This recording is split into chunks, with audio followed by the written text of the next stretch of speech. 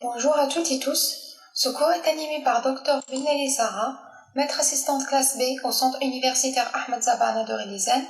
Je vais vous accompagner dans ce parcours, Inch'Allah, à travers cette vidéo éducative du cours de culture cellulaire destiné aux étudiants de la première année master biochimie appliquée.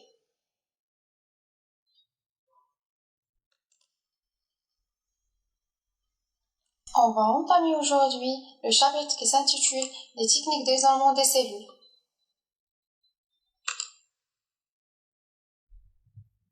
Introduction.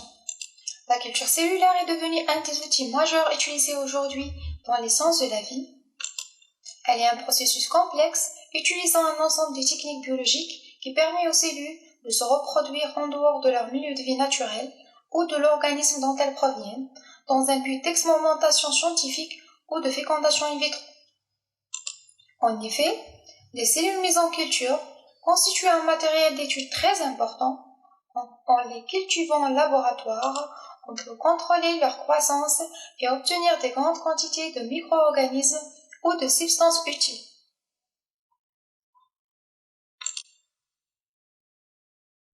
Deux. Origine et obtention des cellules. L'obtention des cellules diffère selon qu'elles proviennent d'êtres vivants unicellulaires ou pluricellulaires. Les cellules provenant des micro-organismes unicellulaires, par exemple levures, bactéries, sont directement prélevées dans divers milieux et transférées dans un milieu de culture approprié, par exemple la culture cellulaire d'une bactérie. Par contre, dans le cas d'organismes formés de plusieurs cellules, c'est-à-dire pluricellulaires, par exemple l'homme, les végétaux et les animaux, c'est un processus plus compliqué.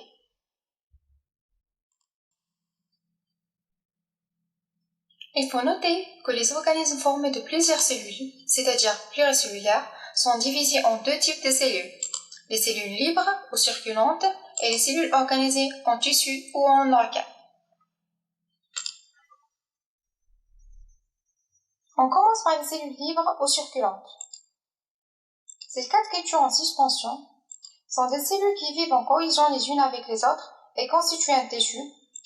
C'est un type de culture où les cellules flottent dans le milieu et prolifèrent en suspension. Par exemple, le sang, la moelle osseuse et le liquide amniotique. Les cellules non adhérentes sont cultivées dans les mêmes conditions mais se développent en suspension. Les cellules circulantes sont récupérées facilement par prélèvement, suivies de centrifugation sur fécole, donc c'est une séparation selon la densité. Cette vidéo montre la méthode d'isolement des cellules circulantes, le sang dans ce cas.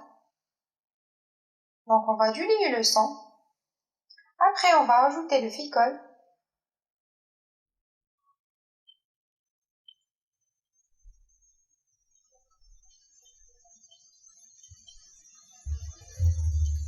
Selon cette méthode, c'est-à-dire doucement.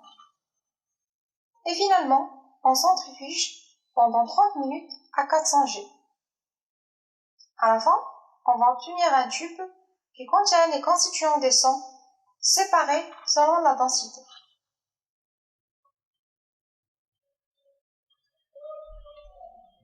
Concernant le cas des cellules organisées en tissu ou en organes, c'est-à-dire c'est le cas de la culture des cellules adhérentes, où les cellules sont liées les unes aux autres, par exemple la peau, le thymus et la rate.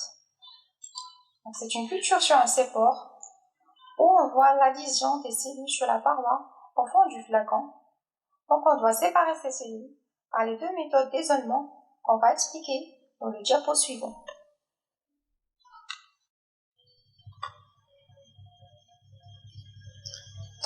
Isolement des cellules adhérentes.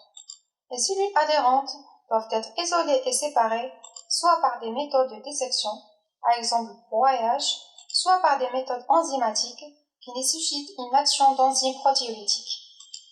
Et après, on peut les mettre en culture primaire puis secondaire. Concernant les méthodes de dissection, ce sont les méthodes les plus anciennes.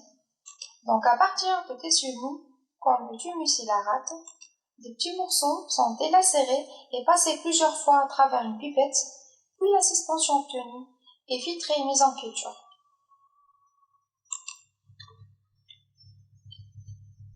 En résumant, dans le cas de culture des cellules adhérentes, c'est-à-dire à partir de fragments d'organes ou de tissus, les cellules liées les unes aux autres doivent être isolées et séparées, soit par des méthodes de dissection, c'est-à-dire mécaniques, par exemple broyage, soit par des méthodes enzymatiques, par action des enzymes protéolytiques, par exemple trypsine.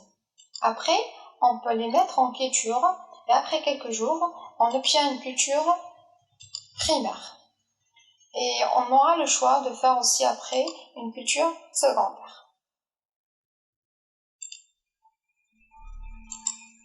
Concernant les méthodes de dissection, dans les autres cas, par exemple la peau, les explants sont réalisés en découpant le tissu en petits morceaux de 1 à 3 mm3, déposés dans des flacons de culture et à partir desquels les cellules vont maigrir et se diviser et coloniser la surface.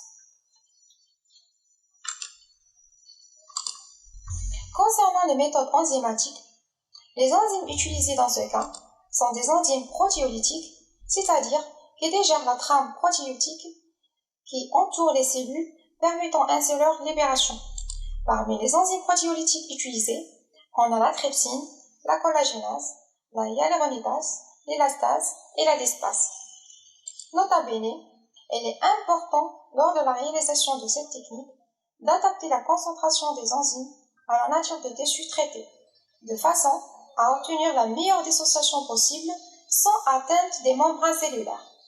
Par exemple, pour les tissus riches en collagène, on utilise la collagénase. On va donner un exemple d'utilisation de la trypsine. Dans ce cas, les fragments des tissus primaires sont de nouveau découpés en morceaux de 2 à 3 mm auxquels on ajoute une solution de trypsine à la densité de 1 g de tissu pour 10 ml de solution. Cette suspension est mélangée à vitesse lente sous agitateur magnétique pendant 30 minutes à 37 degrés, de façon à ne pas léser les cellules. Et finalement, le sérum est ensuite récupéré et centrifugé à 600 G pendant 5 minutes afin de récupérer les cellules qui se sont détachées sous l'action de l'enzyme. Comme toute technique, ces techniques ont des avantages et des inconvénients. On commence par la première méthode, la méthode par dissection. Parmi ses avantages, c'est le fait qu'elle est souvent utilisée quand le tissu à mettre en culture est très petit. Cependant, le temps nécessaire pour avoir des couches cellulaires conflues est relativement lent, c'est environ 30 jours.